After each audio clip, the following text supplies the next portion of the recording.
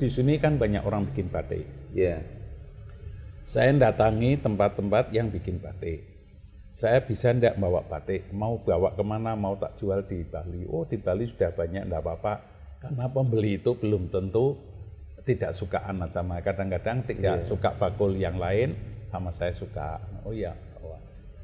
Gitu sampai Bali saya masuk toko-toko Bali yang banyak souvenir turis-turis itu. Ke sana saya pernah ditolak itu 2 kali mau ke 3 kali. Haji. Pak, Mas, di sini sudah bilang Mas ya, Pak, Pak, di sini sudah banyak bakul dari Pekalongan. Udah banyak, saya enggak mau nambah lagi bakul lagi katanya gitu. Bu, Mbok ini bagus-bagus, maaf dulu. Terus saya ke sana lagi dibilangin yang sama itu. lagi. Saya yang ketiga itu mencatat nomor teleponnya, saya sebelum situ mau telepon. Ternyata bosnya masuk naik mobil. Kan dulunya sama karyawannya aja. Bosnya tanya, itu kok nyatet nomor apa itu? Suruh sini ada apa? Terus ditanya. Assalamualaikum warahmatullahi wabarakatuh. Ikhwani rahimakumullah. Alhamdulillah. Pagi ini aku ketemu dengan Masya Allah owner dari Batik Huza yang udah terkenal banget di Nusantara pastinya. Bukan cuma di Pekalongan, walaupun aslinya Pekalongan. Pekalongan, ya. Ya, ini ownernya langsung, namanya Habib Husin As-Sagaf. Bin Muhammad. Habib Husin bin Muhammad bin Alwi. Bin Alwi bin Asgaf. Asgaf. Masya Allah, tabarakallah. Amin. Ya ikhwan, Batik Huza ini udah antum mau ke Kemang ada tuh di sono. Ya, betul, Habib Husin? Jawa ada. Antum mau bagian di Jakarta mau ke Kemang, fodol banyak Jogja banget. juga ada. Di Jogja juga ada. Ya kilometer 9,3 nomor 4 jalan mau ke Kaliurang. Masya Allah. Iya, insya Allah. Alhamdulillah. Nah, tapi aslinya di Pekalongan. Pusatnya di Pekalongan. Tahu nggak ya kawan? Ini Batik Huza dulunya itu perjuangan ya. Betul. Perjuangan seorang ayah. Sawa, iya sawa. Dulu tak mulainya 91 ini. Mulai awalnya awal 91. Anak dulunya sebelum bikin batik begini, anak dagang ke Jogja, ke Bali, bawa batik. Ya, kemudian di Jogja anak lihat kok banyak toko souvenir buat tamu-tamu. Waktu itu banyak turis-turis. Anak lihat, wah ini kalau di Pekalongan dibikinkan showroom seperti Jogja bisa. Anak mulai dulu anak kontrak rumah kecil di sebelah sebelumnya. Setelah menabung ada uang terus beli ini. Dulu rumah ini tak bikin batik pertama kamar depan dulu 1 kamar. Kemudian mundur lagi 2 kamar. Kemudian 3 kamar dimusnahkan, pemetak kamarnya dibikin showroom, anak pindah ke belakang. Subhanallah. Terus begitu sampai jalan-jalan ini sekarang bawahnya semuanya untuk showroom batik, anak pindah ke atas. Subhanallah. Ya jadi step by step. Ya alhamdulillah. Anis ada 2 hal yang dapat dari Miusin barusan. Yang pertama Miusin awalnya nabung dulu. Nabung, ya. Kalau orang zaman sekarang kan nggak mau nabung. Ya nabung, ya. Waktu ke Jogja, Ana mikir waktu Ana taklim binti dua-duanya di Jogja, kalau Ana sewa kos-kosan mahal. Ana mikir ini kalau Ana beli rumah, nanti masa depannya rumahnya bisa dijual, menguntungkan gitu. Dan anak saya kan lulus, ternyata Ana bisa ada rumah di tepi jalan, mau dijual, Ana tawar, mau boleh, terus Ana cicil. Ana cicilnya lewat bank, tapi yang bayarnya kepada yang punya rumah itu cash.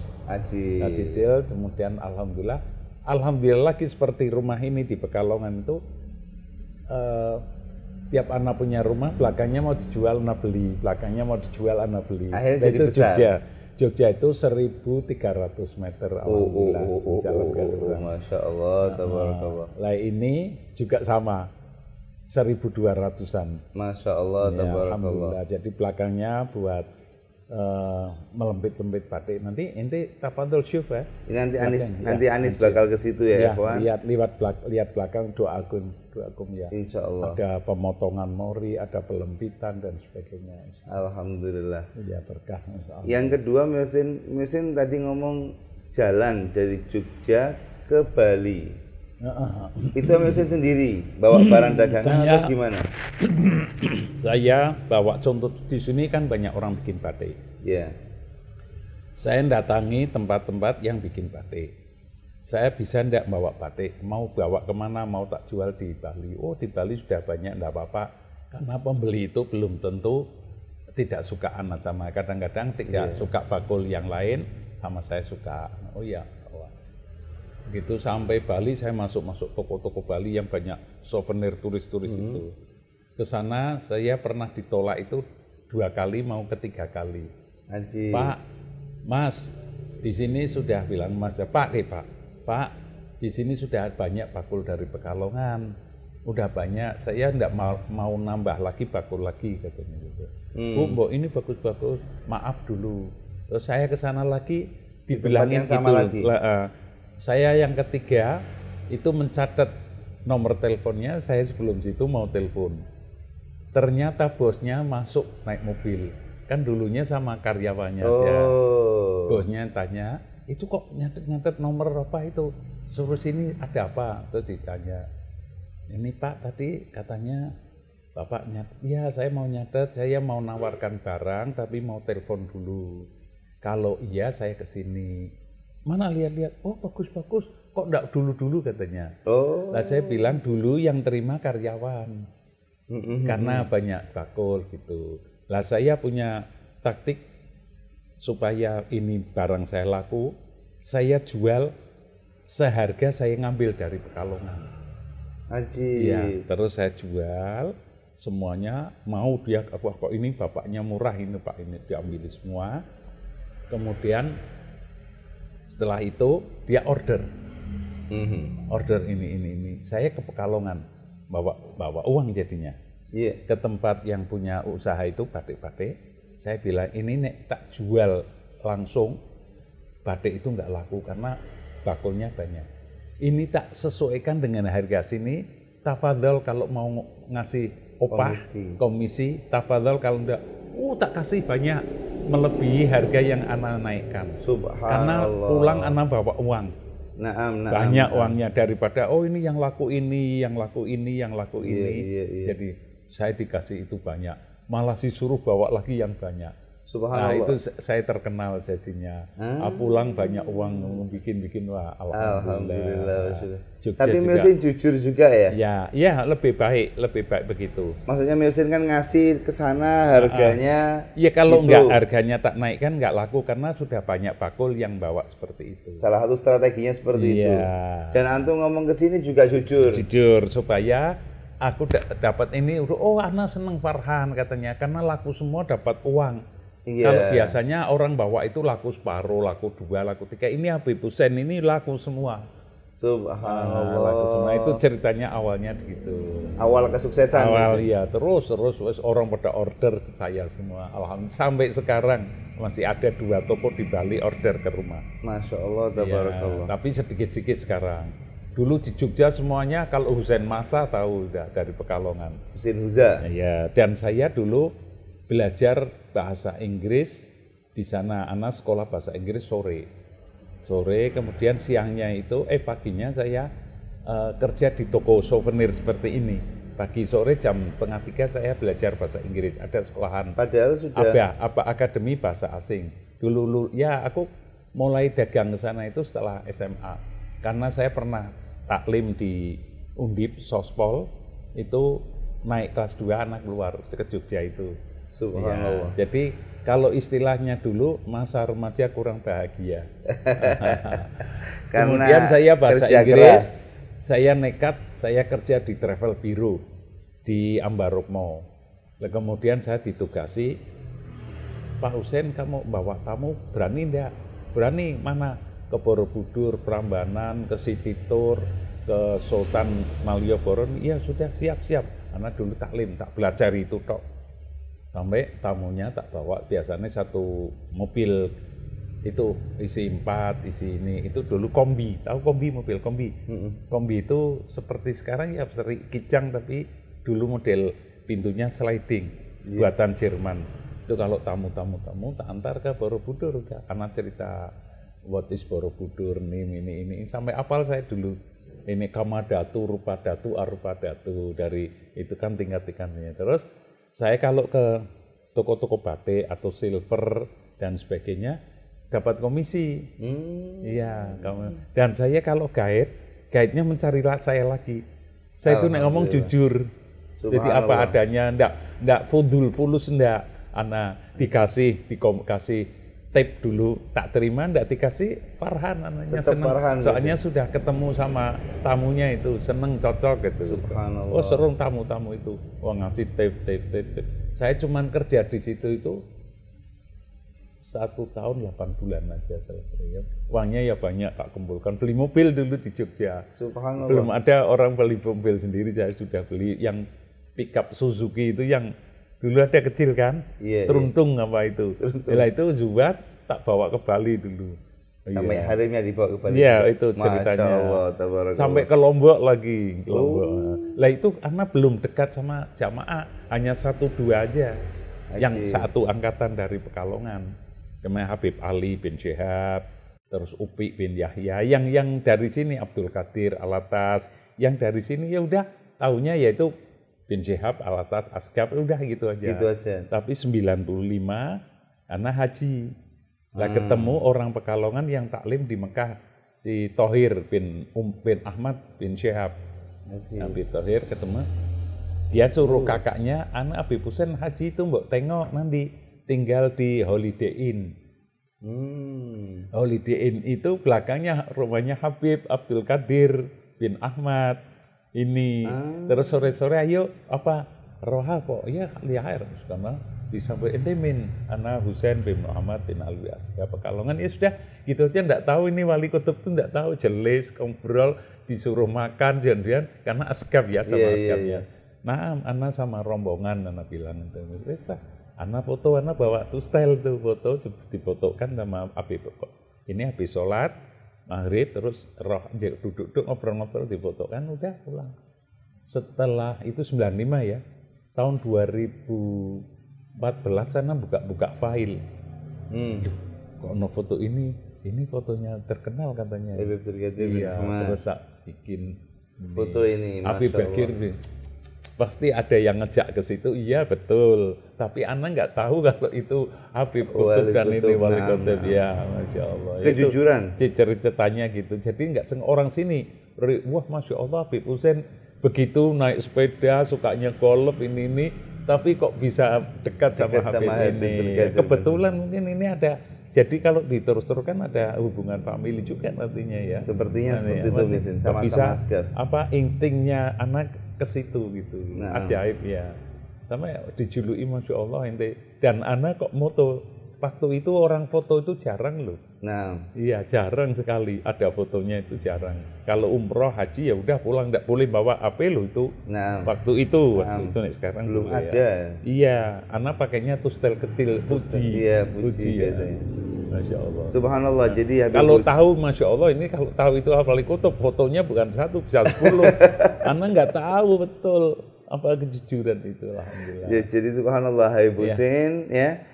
Dari masa merintisnya modalnya adalah jujur. Amin. Dan tekun, ya tekun. Bayangin tadi dua kali rajin biasanya. 2 kali ditolak, tetap gigih datang lagi pokoknya. 3 kali jadinya. Sampai 3 kali ya, di satu toko yang sama.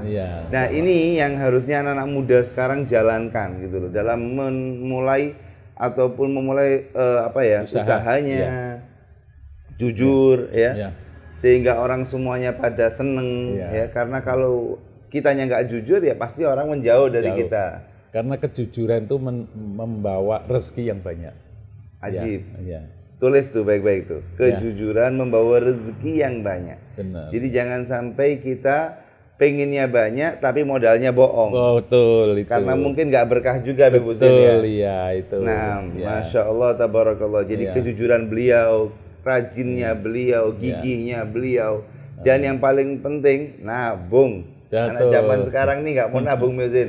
Punya duit sedikit langsung travelingnya kemana-mana. Itu ya boleh traveling boleh, tapi ya sambil nabung. Sambil nabung. Jadi ada sisanya untuk tim traveling, sisaan lagi nanti tambah lagi untuk modal usaha. Ya mau kemana, mau haji, mau umroh, mau ke Yaman gitu kan tambahannya begitu. Betul. Jadi kesuksesan itu juga jangan langsung step by step.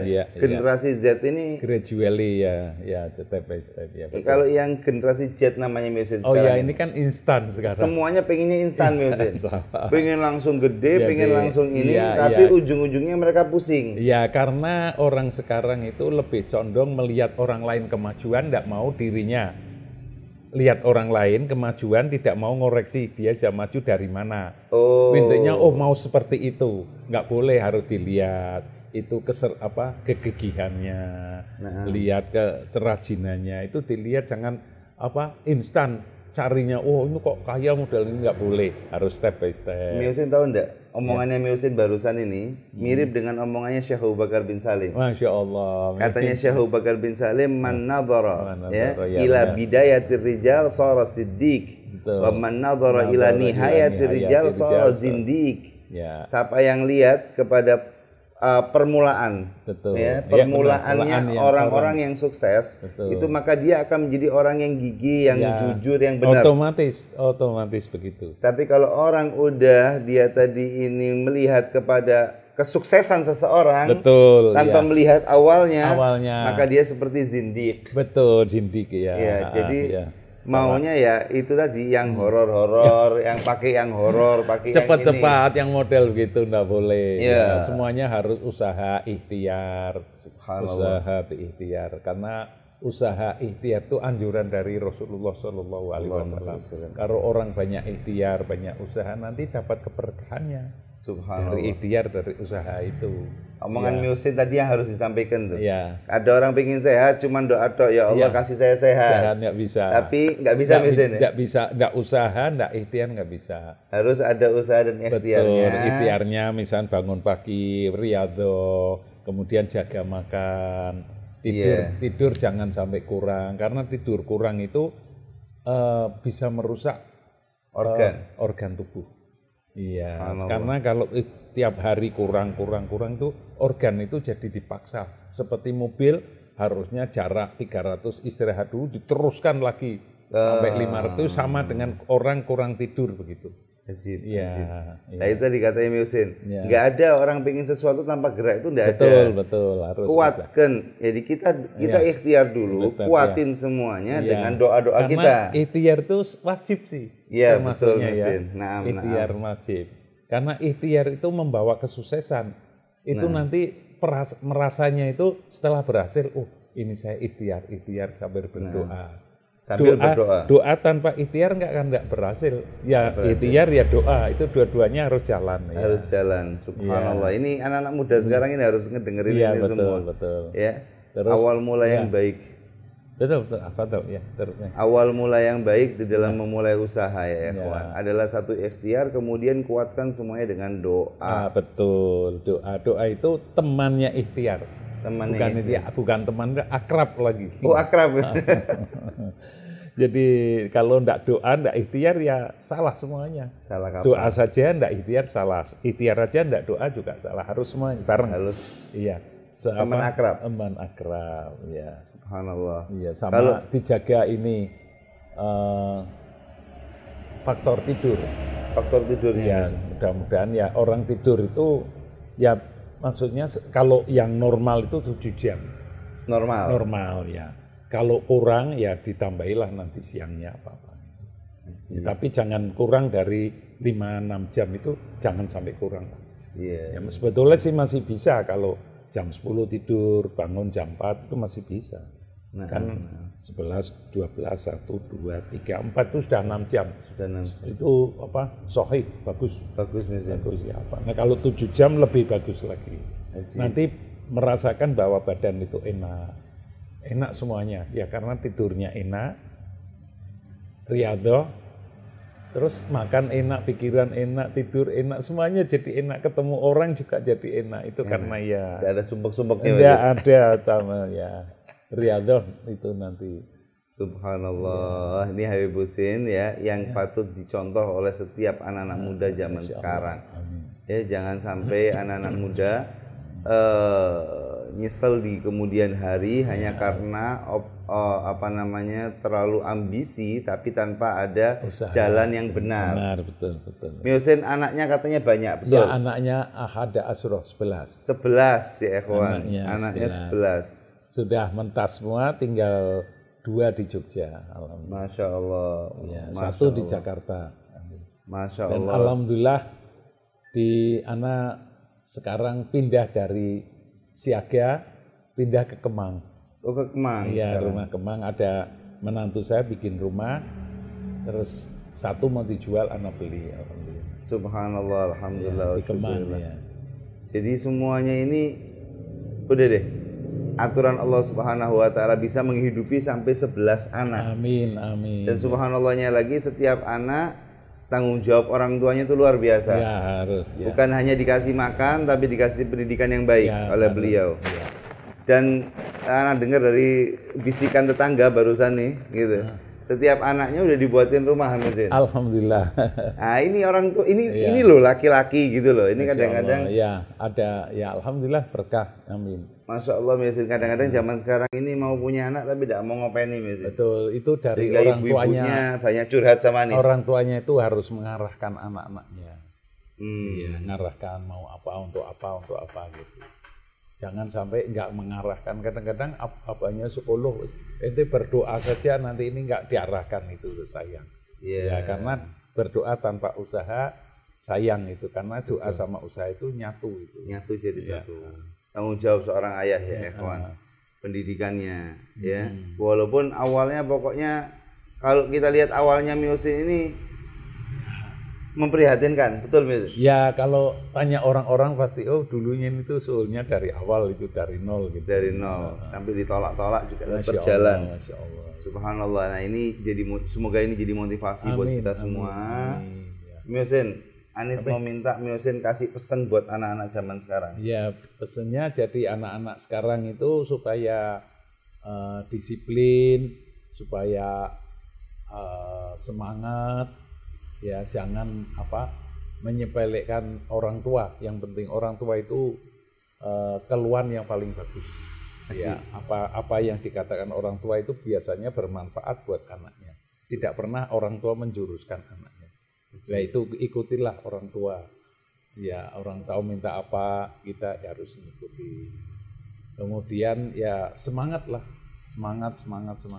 Suhul itu dasarnya semangat. Kalau enggak semangat ya enggak bisa. Sama berdoa sama ikhtiar. Itu. Semangat, ikhtiar dan doa tuh ya, betul, ya. Tapi yang paling penting tadi itu orang tua. Dan silaturahmi itu paling bagus, karena silaturahmi itu menambah umur sama nambah rezeki. Ya, itu kata-kata kemarin yang ditulis, yang my friend itu kan. My bank itu dia kan. Karena ketemu saya cerita gitu, dia menarik bilang itu.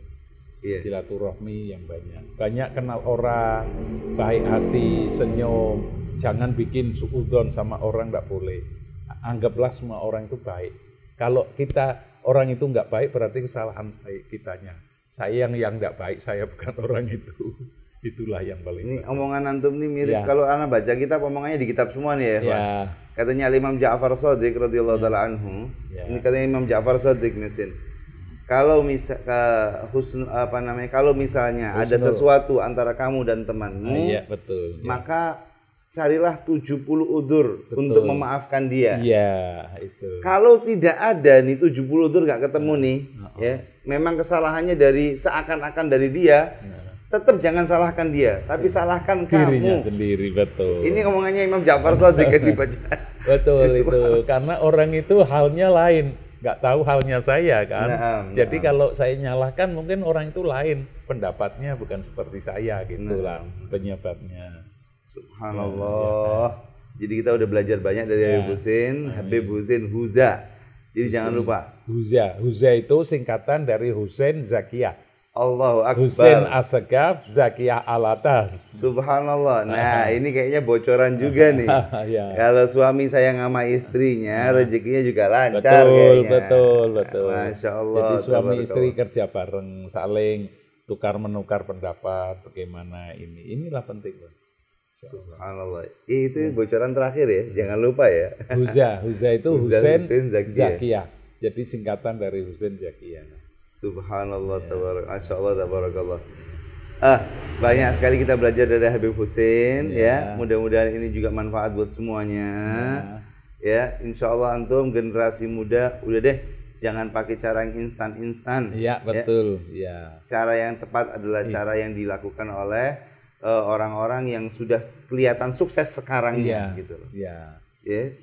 Sekarang sukses, kenapa suksesnya? Lihat 20 tahun yang lalu. Betul. Lihat 20 tahun, 30 tahun yang lalu. Betul. Bagaimana perjalanannya ya. Bagaimana perjalanan memulai ini semuanya. Ya, seperti itu. Jadi generasi Z, yuk kita kembali aja deh. Semangat ya. Kita kembali ke generasi zaman dulu, tapi semuanya tepat pada dijalankan sekarang dan relnya tepat. Malah sekarang itu lebih bagus daripada zamannya dulu, karena sistemnya komputerisasi.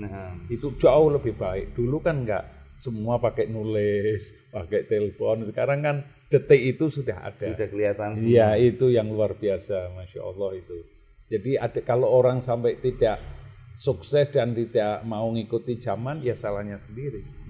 Ya karena teknologi sekarang itu harus diikuti.